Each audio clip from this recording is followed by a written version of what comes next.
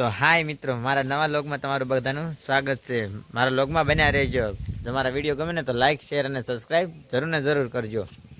તો આજે અમે જવાના છે વાડે ધૂળના ફેરા નાખ્યા છે, ફોડવાના છે અને ઝાપો ખોડવાનો છે. ઝાપલી મેં કાઢી નાખી તેને ટ્રેક્ટર લઈ જવા હાટું. હું ને સોનલ આવી ગયા છે વાડે, જ્યાં ધૂળ ફોડવાની છે ને ઝાપો નાખવાનો છે. ત્યાં ઝાપો કાઢીને પાછો હરખો નાખવાનો છે ને આ ધૂળ બધી ફોડવાની છે. આ ઝાપો કાઢી નાખવાનો છે ને ઢગલા બી ફોડી નાખવાના છે. તો કામ ચાલુ કરી દેવી આપણે. કોશ આવી ગઈ છે હાથમાં, ખાડો ખોડી ખાડો હરખાઈથી ખોદીને ઝાપલી હરખાઈથી નાખી દો એટલે કે અંદર ઢોર ન ગીરી જાય. વાવ્યું છે સોનલે બકાલું, તો બકાલું ઢોર કઈ ખાઈ ન જાય એટલે થોડીક સુરક્ષા તો કરવી જ પડશે. અને આ મસ્ત મજાની ઝાપલી ખોડી દો. ઝાપલી કાંઈ લેવાનું છે નહીં, રજાના દિવસે ઝાપલી હારી બનાવીને ખોડવી છે. આડાવાળા પાણા ને એવું નાખીને હમણાં ધરબી દઉં.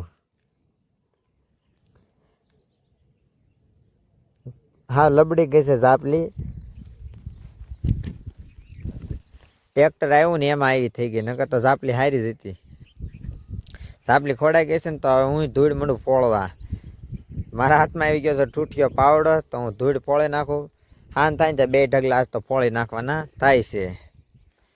ધૂળ ફોડતો વેદિકા કે હું બપ્પા ઉપર આવું, તો વેદિકા મીધ વયે વેદિકા ઢગલો સડે છે. હળવું હળવું સડે છે, સડી જશે. અને મમ્મી બારી બેઠી છે, બારી બેઠી જોવે છે. તો વેદિકા ઢગલો સડી ગઈ ને મમ્મી કે હાલો હું એવું ધૂળ ફોડવા વહી આવું. તો એ કીંજુ આવી ગઈ છે, તો બે ધૂળ ફોડે છે ને કીંજુ મોટા મોટા પાણા નાખે છે.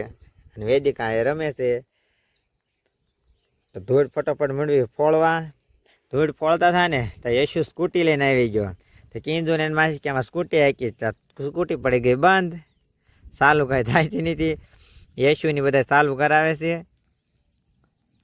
સ્કૂટી કાંઈ 1-2 કિક કાંઈ ચાલુ નહીં થાય. સોનલ શીખે છે, પહેલી વહેલી હાંકે છે. હાલે તો સારું. કીંજુ દાંત કાઢે છે. ચાલુ થઈ ગઈ છે, લગભગ તો હાલ છે. એ પડે નહીં તો સારું.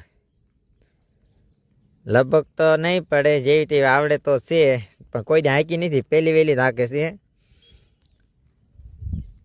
તો આ સ્કૂટી થઈ ગઈ હાલતી, હળું હળું હળું હળું બીતા બીતા હાંકે છે. બ્રેક મારતી જાય છે, નાખતી જાય છે. ને વેદિકાને બેહારી છે. કીધું ને કાંઈ પડવાની બીક છે નહીં, કે ભલે ખાળે એમ વહી જવી. એ તો વાહે બેસી ગઈ અને કૂટી થઈ ગઈ આપણે હાલતી. કૂટી હાલતી થઈ ગઈ, પછી દોરીને ઘેરે જ આવી પડી હતી. ઘેરે આવીને રોટલીનું શાક બનાવ્યું, એને મેગી બનાવી અને દૂધ. તો બધું ખાઈને આપણે સુઈ જઈશું. અને જય સિયારામ. તો તમને અમારો વ્લોગ ગમ્યો ને તો લાઈક, શેર અને સબસ્ક્રાઈબ જરૂર ને જરૂર કરજો.